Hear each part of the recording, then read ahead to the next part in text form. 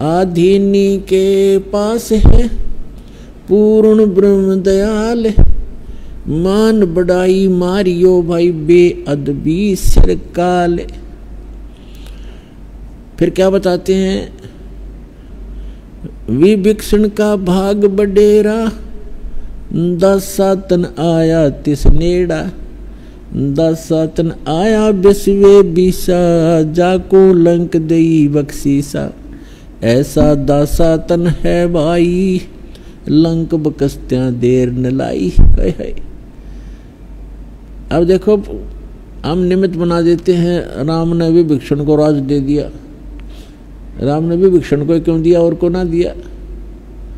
क्योंकि विभीषण परमात्मा की सतभक्ति कर रहा था और वहां की जनता को एक अच्छे राजा की आवश्यकता थी जो भगवान से डरने वाला हो। तो परमात्मा की भक्ति करता था सतपुरुष की विभीषण। तो सब माहौल सब कारण करे करावे साइया, मन में लहर उठा और दादू सिर दर्जीव के वो आप बगल हो जा। तो यहाँ गरीबदास साहिब जी बता रहे हैं कि विभीषण का भाग बडेरा, बड़भागी था वो, जिसके दासातन आया तिसनेरा, उसकी अधीनी आई उसके अंदर। और कहते हैं दासातन आया विश्वे बीसा, अर्जा को लंक देई बख्शीसा। बख्शीश में मिली उसने परमात्मा की सतभक्ति करने से। ऐसा दासातन है भाई, लंक बख्शते वार न लाई। अगर यहाँ के संसारिक सुख भी तुम चाहो हो तो भी परमात्मा कहते हैं जतन राजपाट भी चाहिए, हमरा इधर ले ध्यान। लेकिन ये राजपाट आपके जीवन का दुश्मन है। यहाँ तो गरीब बनकर रहना पड़ेगा, इच्छाओं का नाश करके जीना पड़ेगा। एक सारी सृष्टि का संचालक सबको, राजा को भी वही दे रहा है उसकी किस्मत अनुसार। और वो एक झोपड़ी में बैठ के दुल्हे का काम किया करता था, वो पागल थोड़ा ही था। जो परमात्मा जिसको हम एक धानक दुल्हा कहा करते, कवि कहा करते थे, और जिसके निमित्त 18 लाख व्यक्ति आ गए और उन 18 लाख व्यक्तियों को मोहन भोजन खिलाया 3 दिन, और एक एक असर फिर एक दौर दिया उस झोपड़ी में बैठे ने। वो दुल्हा था, वो तो परमपिता थे, सारी सृष्टि के संचालक थे। लेकिन वो लीला क्यों कर रहे थे कि आपको जीने के लिए, इस भक्ति प्राप्ति के लिए, परमात्मा प्राप्ति के लिए, मोक्ष कराने के लिए ऐसे जीवन जियो जैसा मैं था। भगवान की रजा में राजी रहे, जो दे उसने खावे और घनी इच्छा नहीं रखे।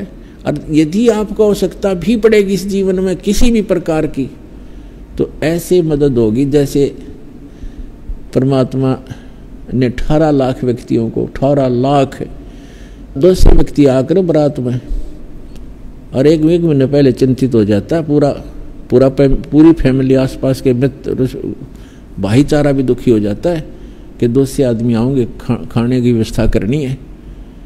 और खाने के लिए घर वालों को बाद में कहते पहले बारात ने जमा दो, कहीं कम ना रह जा भोजन। 18 लाख कलेजा हिल जा, प्रधानमंत्री का 18 लाख आदमियों को एकदम भोजन खिलाना हो जाता है। तो वो क्या एक दुल्हे थे? तो परमात्मा ने ये लीला की क्यों कि भाई भक्ति पाने के लिए घने धन की जरूरत नहीं है, आत्मा निर्मल रखो, फिर आपके चरणों में रहेगी सारी चीज, हर वस्तु आपके चरणों में रहेगी। तो कबीर साहब कहते हैं, कबीर सब जग निर्धना, धनवंता ना कोय, धनवंता सो जानियो जिस पर राम नाम धन होए। जिसके पास ये राम नाम धन है उसके पास सब कुछ धन, सारा ही धन उसके पास। और कबीर साहब कहते हैं, टोटे में भक्ति करे। कई दुखी होते हैं कि हमें बहुत कर्ज है, बड़ा दुखी है, टोटा बहुत है। कबीर साहब कहते हैं, टोटे में भक्ति करे सोए सही सपूत, और मायाधारी मस्करे ना जाने कितने जालिए ऊत। वही सपूत है जो ऐसी सती थी, भगवान पर आस्था रखकर फिर देखना भगवान क्या उससे कोई छुपी है, आपकी दुख, आपका दर्द क्या उससे छुपा है? एक पल में जिस दिन आप प्रसन्न होगा, आपने प्रसन्न करना पड़ेगा उसको। और हृदय से ये रखा कि भगवान जैसे रखोगे न्यों रोएंगे, भगवान भूखे रखो चाहे प्यासे पर चरणों में रखना मेरे दाता। तो फिर देखना, फिर कहते नुकते ऊपर रीत जाएगा रे करोड़ कर्म जल जाए तुम्हारे। जिस दिन आपकी समर्पित भाव हो जाएगा भगवान के प्रति, फिर देखना आप सोच भी नहीं सकते इतने सुख देगा भगवान। तो पुण्यात्माओं, आपका सौभाग्य है कि आपको स्थान मिला, सच्चा भगवान मिला, सच्चा नाम मिला। अब इसको बना के रखना, इस भक्ति को बर्बाद ना होने देना। जैसे माता गर्भ को रख यत्न बना और ठेस लगे तो छिन्न हो तेरी ऐसी भक्ति जा। अब ये परमात्मा कहते समझा है तो सिर दर पाओ, भौर नहीं रे सादा। बोलो सतगुरुदेव की जय।